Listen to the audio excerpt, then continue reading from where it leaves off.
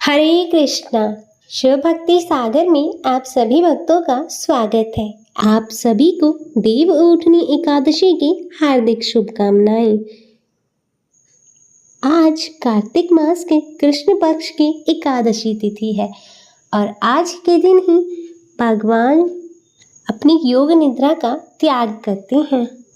सनातन धर्म में देव उठनी एकादशी के दिन से ही सभी मांगलिक कार्यक्रम शुरू होते हैं।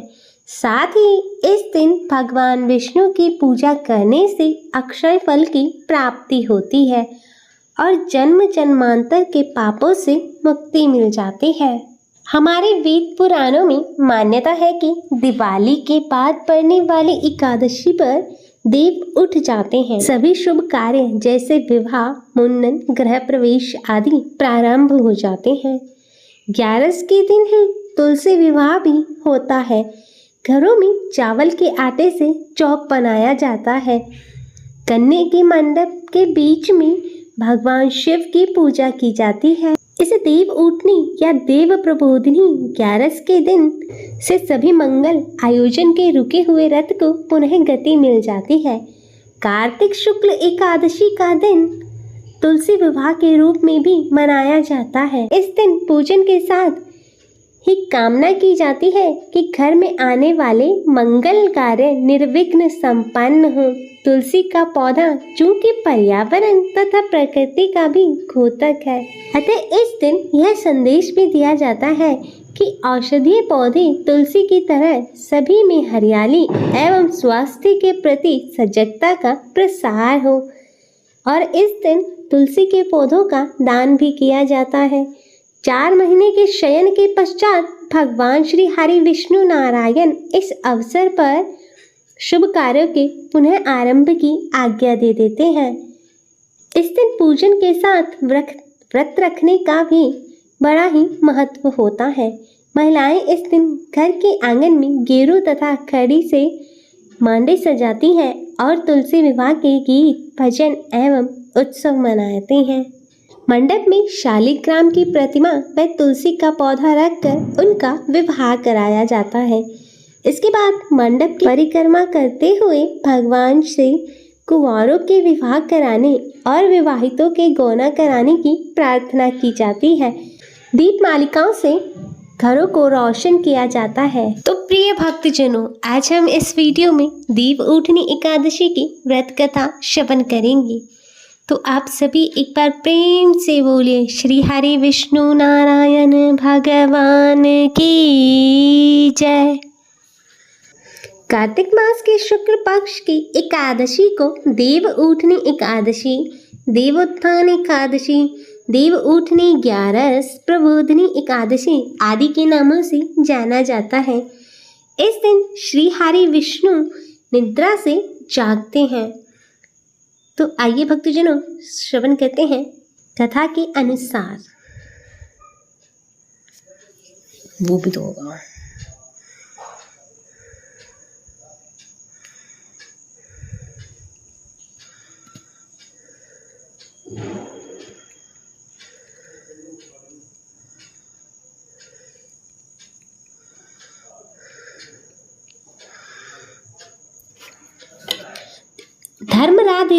धर्मराज युधिष्ठिर कहने लगे कि हे भगवान, मैंने कार्तिक कृष्ण एकादशी अर्थात रमा एकादशी का सविस्तार वर्णन सुना। अब आप मुझे कृपा कर कार्तिक मास के शुक्ल पक्ष की एकादशी के विषय में भी बतलाइए। इस एकादशी का क्या नाम है तथा इसके व्रत का क्या विधान है, इसकी विधि क्या है और इसका व्रत करने से किस फल की प्राप्ति होती है। कृपया यह सब विधान पूर्वक कहिए। भगवान श्री कृष्ण बोले, कार्तिक माह के शुक्ल पक्ष में तुलसी विवाह के दिन आने वाली इस एकादशी को विष्णु प्रबोधिनी एकादशी, देव प्रबोधिनी एकादशी, देवोत्थान, देव उत्थव एकादशी, देव उठनी एकादशी, कार्तिक शुक्ल एकादशी, प्रबोधिनी एकादशी भी कहा जाता है। यह बड़े बड़े पापों का नाश करने वाली है। इसका महात्म्य मैं तुमसे कहता हूँ, तुम इसे ध्यान पूर्वक सुनो। देव उत्थान एकादशी व्रत कथा। एक राजा के राज्य में सभी लोग एकादशी का व्रत करते थे। प्रजा तथा नौकर चाकरों से लेकर पशुओं तक को एकादशी के दिन अन्न नहीं दिया जाता था। एक दिन किसी दूसरे राज्य का एक व्यक्ति राजा के पास आकर बोला, महाराज कृपा कर मुझे नौकरी पर रख लें। तब राजा ने उसके सामने एक शर्त रखी कि ठीक है रख लेते हैं, किंतु रोज तो तुम्हें खाने को सब कुछ मिलेगा, परंतु एकादशी को अन्न नहीं मिलेगा। उस व्यक्ति ने उस समय हाँ कर ली। और एकादशी के दिन जब उसे फलाहार का सामान दिया गया तो वह राजा के सामने जाकर गिड़गिड़ाने लगा, महाराज इससे मेरा पेट नहीं भरेगा, मैं भूखा ही मर जाऊंगा, मुझे अन्न दे दो। राजा ने उसे शर्त की बात याद दिलाई, पर वह अन्न छोड़ने को तैयार ही नहीं हुआ। तब राजा ने उसे आटा, दाल, चावल आदि दिए। वह नित्य की तरह ही नदी पर पहुंचा और स्नान कर भोजन पकाने लगा। जब भोजन बन गया तो वह भगवान को बुलाने लगा, आओ भगवान भोजन तैयार है। उसके बुलाने पर पीताम्बर धारण किए भगवान चतुर्भुज रूप में वहां आ पहुंचे तथा प्रेम से उसके साथ भोजन करने लगे। भोजन आदि करके भगवान अंतर ध्यान हो गए तथा वह अपने काम पर चला गया। 15 दिन बाद जब अगली एकादशी को वह राजा से कहने लगा कि महाराज मुझे दुगना सामान दीजिए, उस दिन तो मैं भूखा ही रह गया था। राजा ने कारण पूछा तो उसने बताया कि हमारे साथ भगवान भी खाते हैं, इसलिए हम दोनों के लिए ये सामान पूरा नहीं होता। यह सुनकर राजा को बड़ा ही आश्चर्य हुआ। वह बोला, मैं नहीं मान सकता कि भगवान तुम्हारे साथ भोजन करते हैं। मैं तो इतना व्रत करता हूँ, पूजा करता हूँ, पर भगवान ने मुझे कभी दर्शन नहीं दिए। राजा की बात सुनकर वह बोला, महाराज यदि विश्वास न हो तो साथ चलकर देख लीजिए। राजा एक पेड़ के पीछे छिपकर बैठ गया। उस व्यक्ति ने भोजन बनाया तथा भगवान को शाम तक पुकारता रहा, परंतु भगवान नहीं आए। अंत में उसने कहा, हे भगवान यदि आप नहीं आए तो मैं नदी में कूदकर अपने प्राण त्याग दूंगा। लेकिन भगवान नहीं आए। तब वह प्राण त्यागने के उद्देश्य से नदी की तरफ बढ़ा। प्राण त्यागने का उसका दृढ़ इरादा जान भगवान शीघ्र ही उसके समक्ष प्रकट होकर उसको रोक लेते हैं और साथ बैठकर भोजन करने लगते हैं। भोजन करने के पश्चात भगवान विष्णु उसे अपने विमान में बिठाकर अपने धाम ले गई। यह देखकर राजा ने सोचा कि व्रत उपवास से तब तक कोई फायदा नहीं है जब तक मन शुद्ध ना हो। इससे राजा को ज्ञान मिला।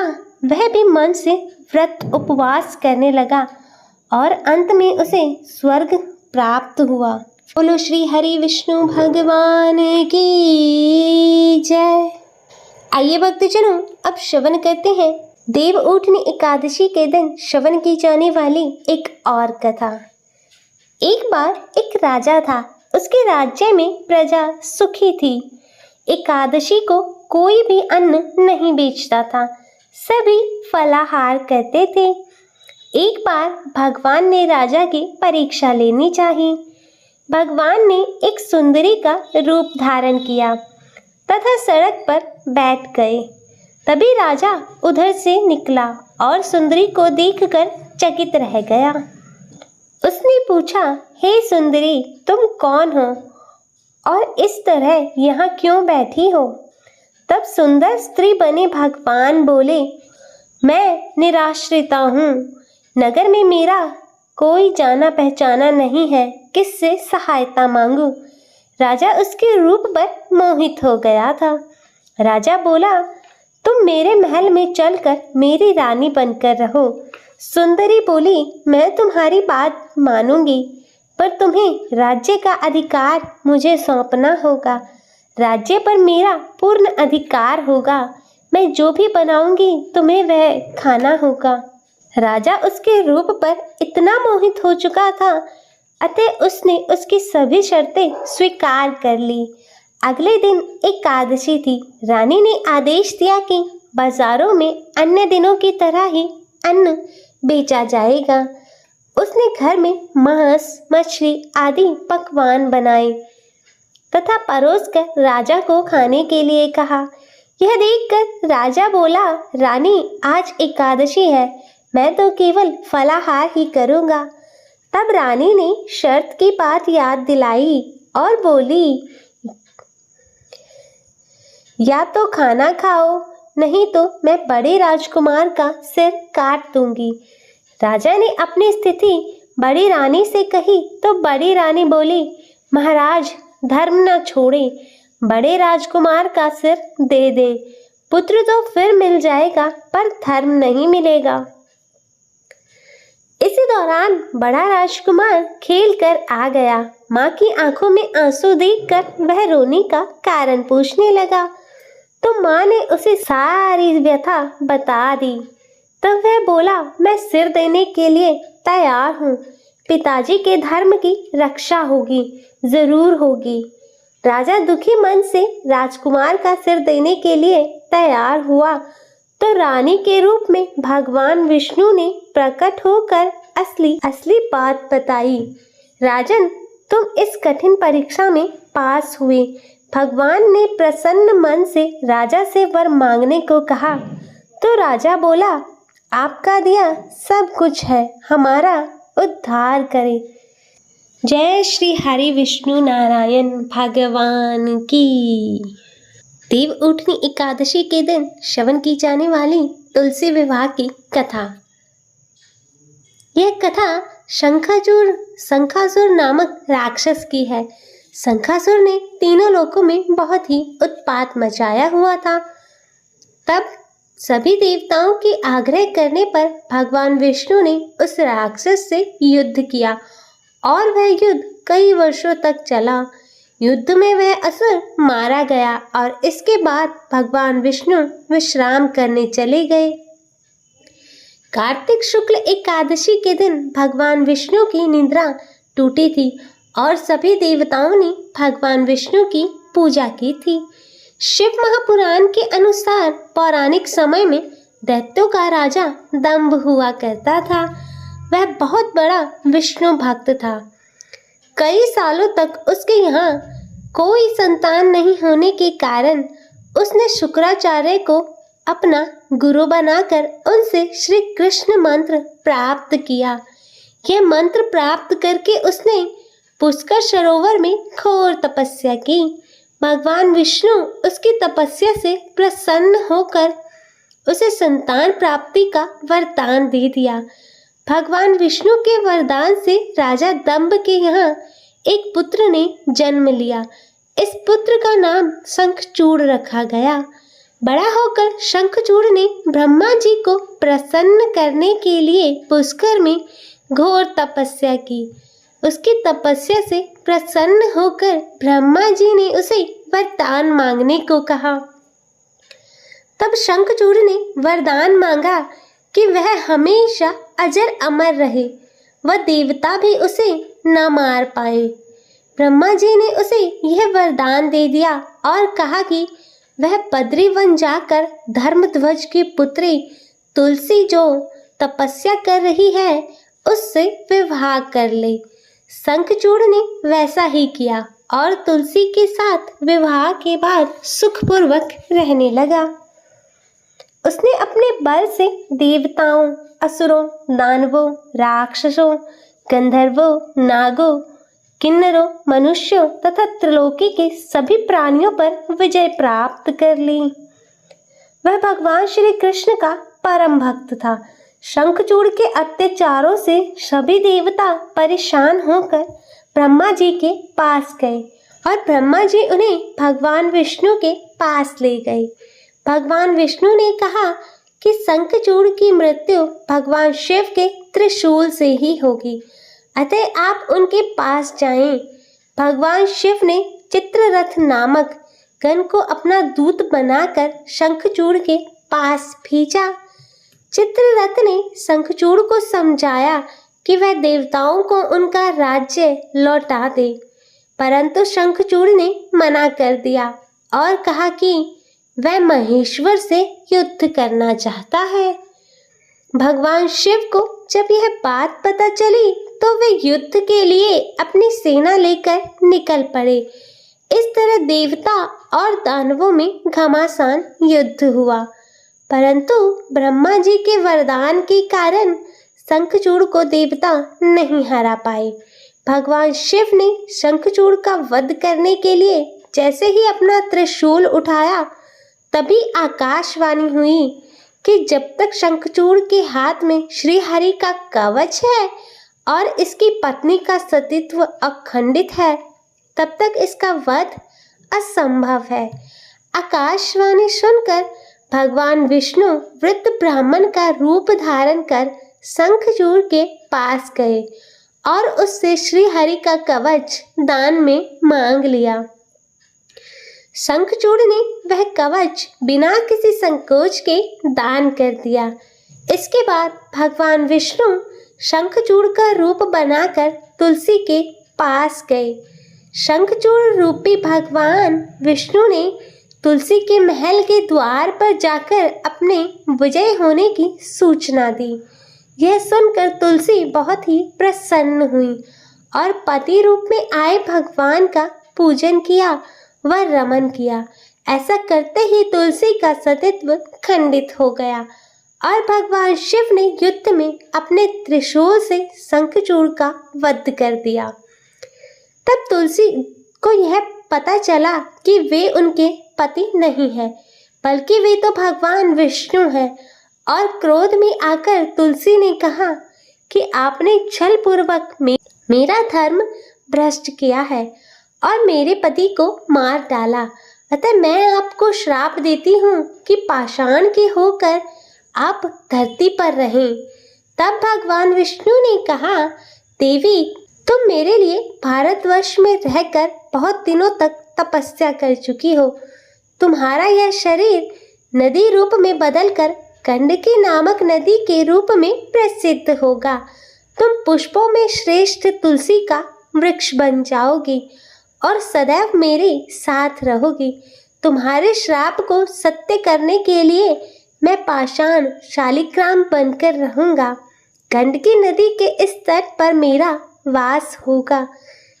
देव प्रबोधिनी एकादशी के दिन भगवान शालिग्राम व तुलसी का विवाह संपन्न कर मांगलिक कार्यों का प्रारंभ किया जाता है।